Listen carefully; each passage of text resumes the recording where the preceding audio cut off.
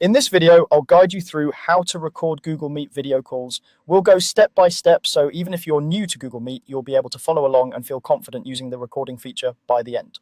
First, let's talk briefly about what this feature does. Recording a Google Meet call lets you save the audio and video of your meeting so you can review it later, share it with people who couldn't attend, or keep it for documentation and training.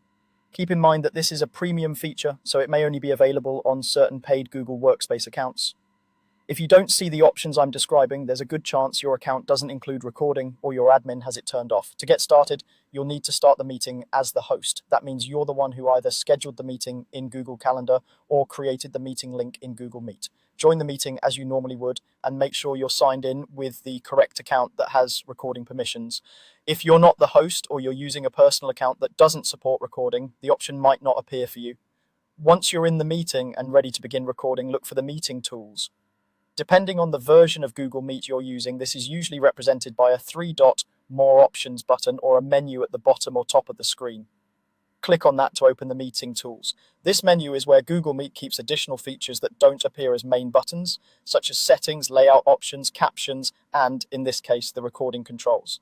From the meeting tools menu, you'll want to select the option labeled Record Meeting. When you click this, Google Meet may show you a confirmation message explaining that everyone in the meeting will be notified that recording has started. This is important for privacy and transparency, since participants should always know when they are being recorded. Take a moment to make sure everyone in the meeting is aware and comfortable with being recorded before you move forward. When you're ready, click Start Recording. After you do this, Google Meet will usually display a small indicator that the recording has begun, and participants may see a banner or message letting them know the meeting is being recorded. It's a good idea to wait a moment and then calmly mention to the group that recording is now in progress, so there's no confusion. From this point on, everything that happens in the meeting, including shared screens and audio, will be captured in the recording. Continue your meeting as usual. When you reach the end of your session or whenever you no longer need to record, you can stop the recording. To do this, open the same meeting tools menu again, find the recording option, and this time choose to stop recording.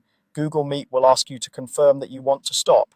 Once you confirm, the recording will end and the file will start processing in the background. Remember, since this is a premium feature, access to recording depends on your account type and your organization's settings. If you follow these steps and don't see the recording options, you may need to check with your administrator or upgrade to a plan that supports recordings.